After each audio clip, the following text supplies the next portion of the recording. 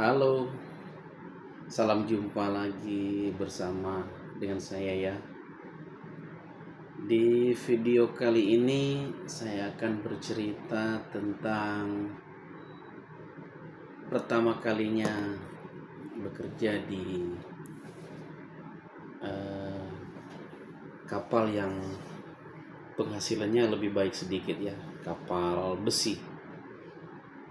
Jadi di video saya yang sebelumnya kan saya bercerita tentang waktu saya berhenti dari kapal penumpang itu dan pindah ke kapal tugboat.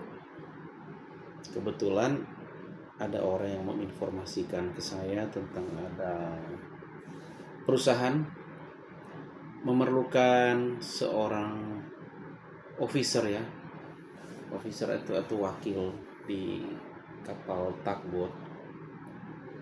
Jadi pas saya melamar waktu itu ya sesuai dengan ijazah yang saya punya. Kemudian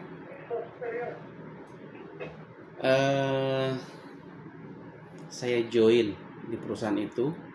Jadi saya mulai bekerja masuknya dari kota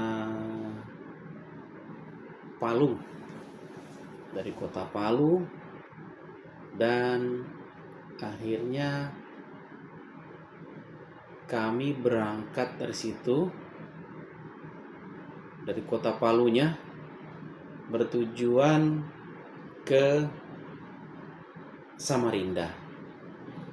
Jadi itu adalah pelayaran pertama dengan kapal jenis yang lain ya. Soalnya kapal yang pertama kan kapal penumpang, jenis kapal penumpang. Sekarang kita jenis kapal kargo, tapi kapal kargo tugboat menunda sebuah tongkang. Tongkang itu adalah sebuah ponton ya, ponton besar, panjang sekitar 100 meter, lebar sekitar 26 meter ya, besar ya teman-teman.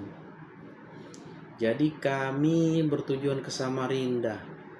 Ya lagi-lagi ada sesuatu yang ya saya masih waktu itu masih awam ya, masih kurang mengerti. Ternyata perjalanan kami itu ada beberapa hari baru akan sampai di Samarinda. Ternyata di laut kami ya memang sudah ada komunikasi ya dengan kantor pusat di Jakarta. Kantor pusat Jakarta itu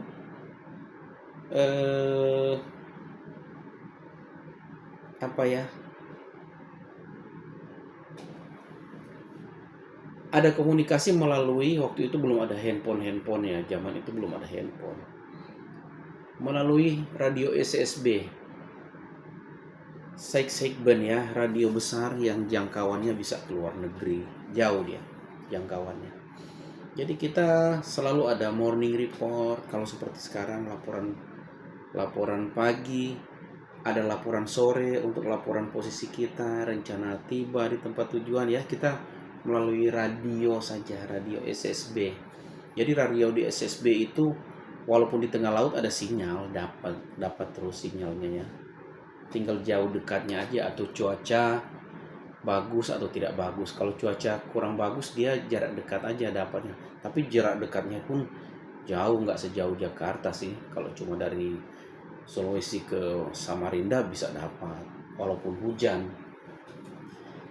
Ya teman-teman, lagi-lagi ada masalah yang tidak saya ketahui lagi. Kami hampir kehabisan bahan bakar, terpaksa dan tongkang kami serta kapal kami tidak mempunyai jangkar, teman-teman. Kapalnya sudah jenis kapal tua juga, kapal tunda itu. Kapal tua. Kapalnya satu mesin ya. Yaitu jenis tugboat. Kalau satu mesin itu susah untuk mengolah geraknya atau manuvernya. Jadi teman-teman, kami minta bantuan pengisian bahan bakar untuk sampai ke kota Samarindanya. Ternyata bahan bakar itu terlambat dikirim. Jadi kami sampai di muara sungai di Samarinda itu. Untungnya di sana ada satu kapal kayu, bekas kapal barang, kapal kayu besar ya, yang sudah tenggelam. Jadi atap-atap kayu-kayunya masih timbul di atas air. Jadi teman-teman, kami hampir kehabisan minyak. Kapten mengambil inisiatif untuk mengikat tali di kapal tenggelam itu, teman-teman. Wah, ini lucu sekali, saya bilang. Wah, orang bilang ini, wah sial Cip naik, ini baru berjalan sudah sial lagi. Wah, kok saya lagi yang sial ini ternyata. Jadi begitu, kami kekurangan bahan bakar dan akhirnya kami ikat di kapal kayu yang tenggelam itu ya teman-teman.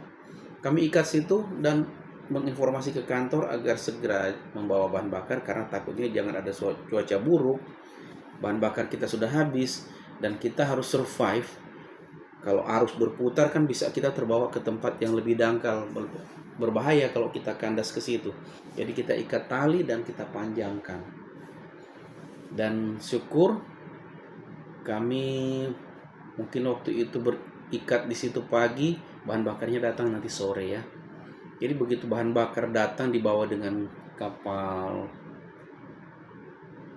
penyaplai itu pakai drum ya, saya waktu itu belum mengerti berapa drum apa.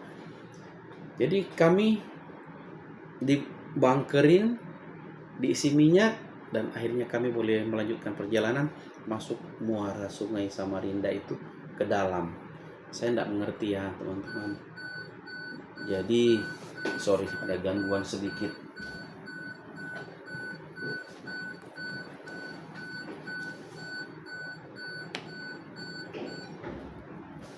Sorry, sudah beginilah teman-teman, kalau di atas anjungan kapal itu kadang ada alarm-alarmnya dari radio-radio atau pemancar sinyal radio yang lainnya seperti itu. Jadi kami meneruskan perjalanan ke kota Samarinda. Sampai di sana kami sikat cerita aja.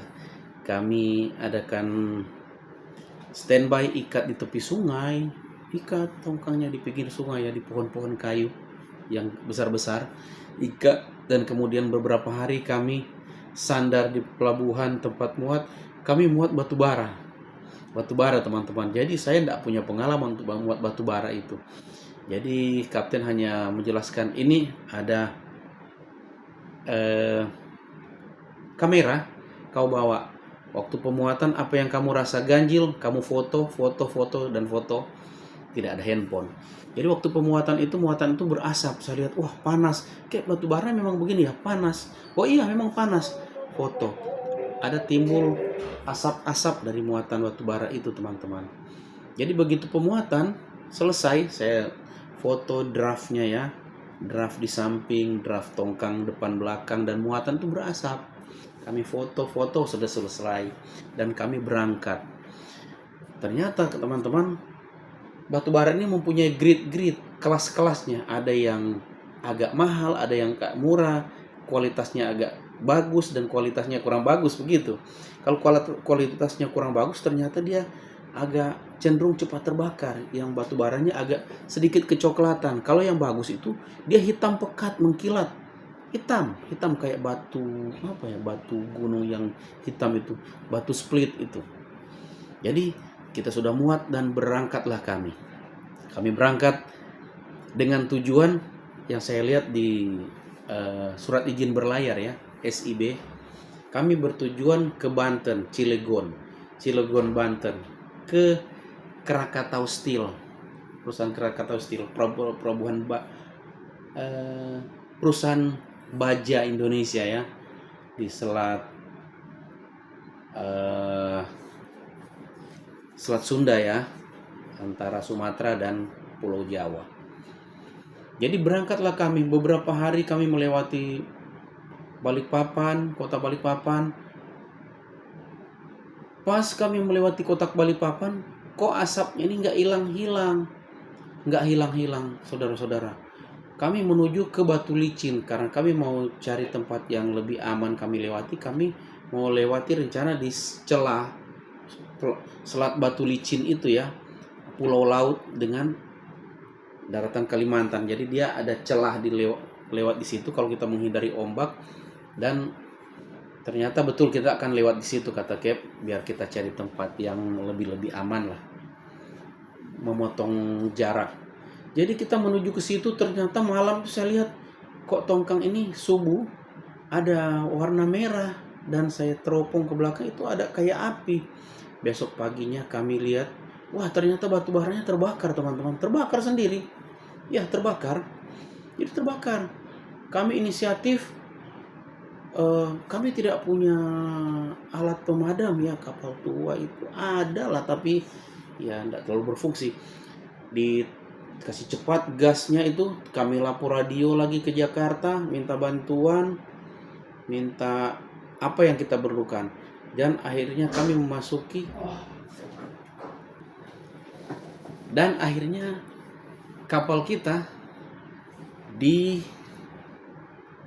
dimasukkan ke Selat Batu Licin, dan kami langsung kasih informasi ke Syah Bandar Pelabuhan Batu Licin untuk kami mencari pertolongan sementara untuk muatan kami. Jadi kami diizinkan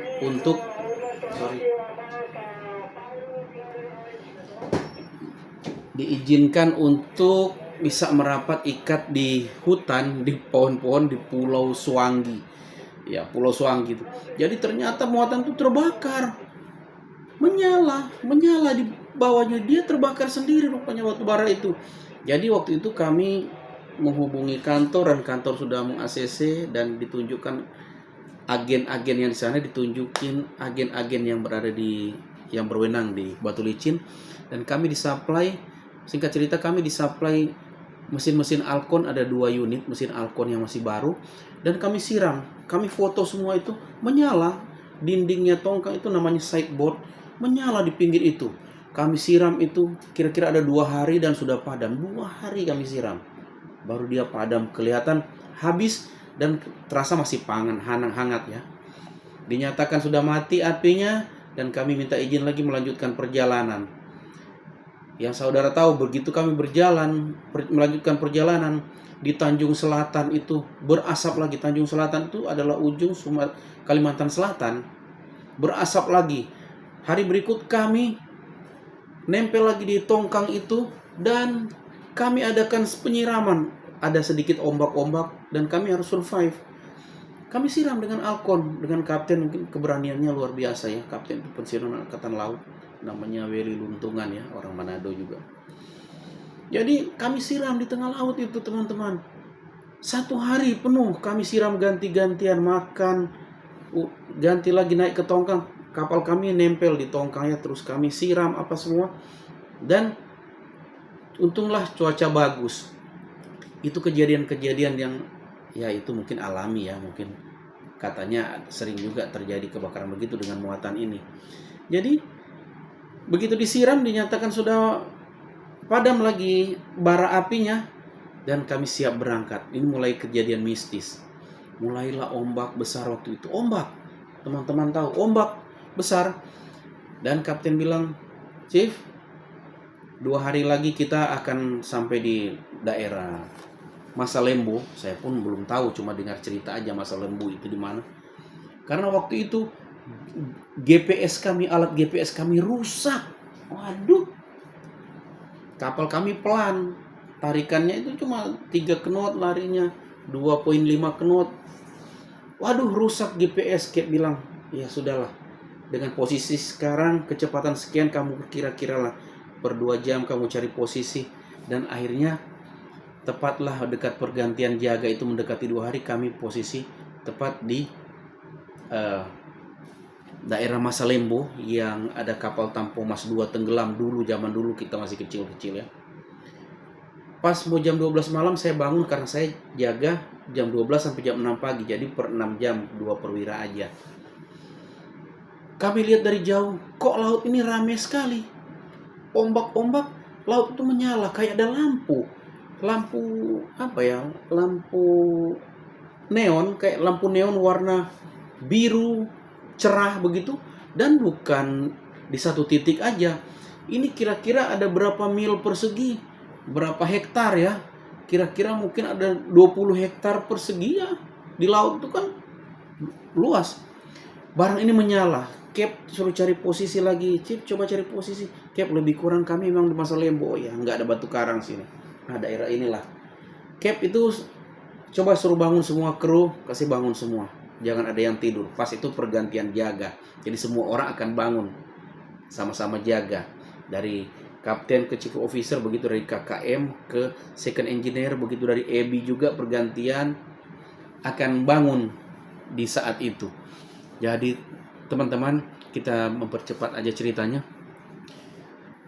Kami melewati itu sambil ada rasa was-was ombak. Laut itu terang semua, terang. Bagaimana sih kalau ada bintang-bintang, kita jalan di bawah bintang, begitu juga bintang-bintang itu ada di laut. Di atas gelap, gelap gulita, ombak, terang. Kami cuma sampai bersiap lah ya, ada doa-doa dalam hati lah kira-kira. Laut itu menjadi terang sekali, terang luar biasa. Dan kami lewati sambil lihat, dia kayak menyala begitu, kayak banyak kelap-kelip begitu di bawah. Memang terang, terang seperti lampu neon, tidak punya cahaya terang tapi ya bagaimana ya, agak cocok agak cahaya pudar. Seperti itu teman-teman, kami bingung semua. Cap pun sudah orang tua zaman waktu itu, dia sudah umur 60-an. Dia bilang seumur dia berlayar baru kali ini dapat yang hal-hal seperti ini. Itu saya anggap juga mistis ya.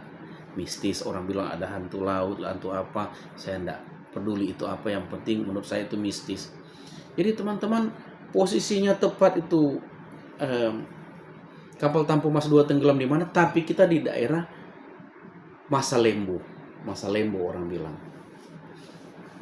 Jadi Tampu Mas 2 itu kan dari Jakarta akan menuju ke Makassar lewat laut itu. Kita dari Kalimantan mau nyebrang, kita mencari daratan Jawa di daerah Karimun Jawa. Jadi kita lewati itu dan akhirnya sekian jam kita sudah lewati, menyala itu sudah di belakang jauh dan kami tidak ada halangan. Syukur, puji Tuhan kami lewati itu, hal-hal mistis itu. Jadi masih ombak lagi. Dan besok siangnya lagi menjelang siang, tongkangnya berasap lagi. Berasap lagi, ombak besar. Jadi kapten sudah tidak mau ambil resiko. Kalau kita merapat, kapal kita bisa pecah karena bisa beradu dengan tongkang ya. Kapal kita kecil, tongkang itu besar. Ombak juga, bisa-bisa kita ternaik di samping tongkang dan terbalik. Jadi kayak bilang tidak usah ambil resiko. Kita pun GPS rusak, jadi mencari posisi itu pulau nggak ada kelihatan apa-apa. Jadi kita mengharap-harap aja angin dari sebelah kanan, berarti kita akan hanyut sebelah ke kiri, angin dari barat ya. Kalau ke Jawa itu angin dari sebelah kanan sedikit kalau musim ombak barat. Jadi kayak bilang dirubah-rubah ke kanan sedikit haluan bisa. Ternyata betul. Sekian hari kami ketemu kapal-kapal barang, kami cari posisi di mana. Oh, mereka kasih lintang dan bujur, kita cari. Kamu akan menuju kemana? Kami akan mencari Jakarta. Kira-kira kalau lurus begini seperti apa? Oh, pas di Karimun Jawa. Betul, kapten punya feeling memang bagus. Dia yang punya pengalaman. Jadi kalau mau arah ke Jakarta, dari posisi kita kira-kira berapa? Oh, tukar haluan segini.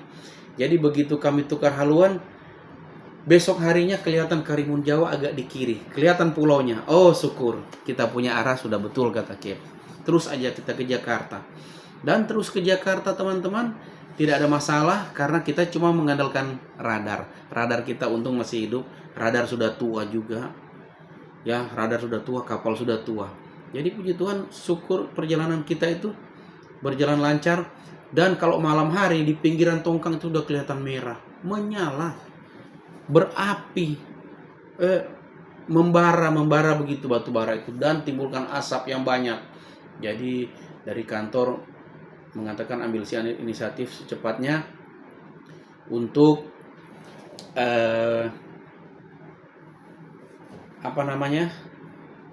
untuk secepatnya kita bisa sampai di Ciwandan. Dan akhirnya kapten tambah speed dan kita melewatinya dan boleh sampai di Ciwandan. Namanya di Ciwandan, kami langsung diprioritaskan langsung sandar ke pabrik Krakatau Steel, pabrik baja terbesar di Indonesia ya. Saya baru kali itu masuk di Merak sana ya. kami langsung diprioritaskan, dan akhirnya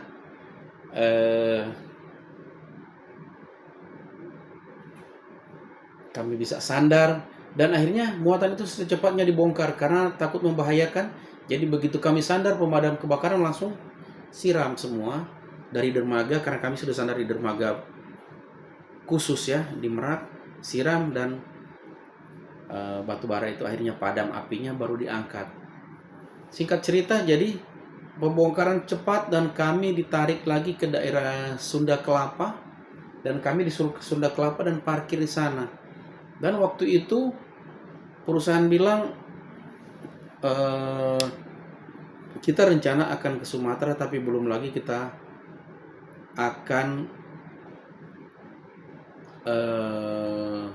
parkir di sana dulu. Jadi dalam jangka waktu yang lama, saya karena ada pengurangan kru. Waktu itu ada minta nomor telepon, tapi waktu itu belum punya nomor handphone ya. Jadi sewaktu-waktu kita boleh hubungi kantor. Dan sesudah itu akhirnya adakan pengurangan kru karena perusahaan tidak mau rugi. Jadi beberapa kru termasuk chief officer saya dipulangkan, dan kami dipulangkan dengan kapal penumpang. Jadi pulang. Dari situ pulang kami ke Manado dan menunggu informasi. Dan akhirnya kita jadi nganggur, ternyata mau pingin kerja yang bagus. Akhirnya kami berakhir di situ, dan akan saya cerita lagi tentang keadaan yang menyedihkan di saat saya mencari pekerjaan lagi ya. Menyedihkan juga menyenangkan. Jadi waktu itu saya tidak punya keluarga siapa-siapa, dan berjalan sendiri sebagai pelaut, berjalan sendiri ya. Jadi teman-teman, ceritanya begitulah suka dukanya saya kerja pertama di kapal tugboat itu, dan suka dukanya terjadi di laut. Ada keadaan yang mistisnya, sedikit juga horor-horornya ya. Jadi itu aja untuk sementara ceritanya dari pekerjaan di tugboat, dan akan saya cerita tentang saya nganggur di Jakarta, juga saya mendapatkan pekerjaan lagi, dan sampai sekarang. Jadi terima kasih teman-teman. Di part berikut nanti akan saya ceritakan apa adanya yang terjadi waktu saya merantau ke Jakarta. Mungkin suka dukanya di sini teman-teman. Jadi jangan lupa tetap ikuti channel saya, dan subscribe atau di share ya ke orang lain bagi yang berminat, masih yang suka mengikuti channel saya. Terima kasih teman-teman. Sampai jumpa di channel berikutnya.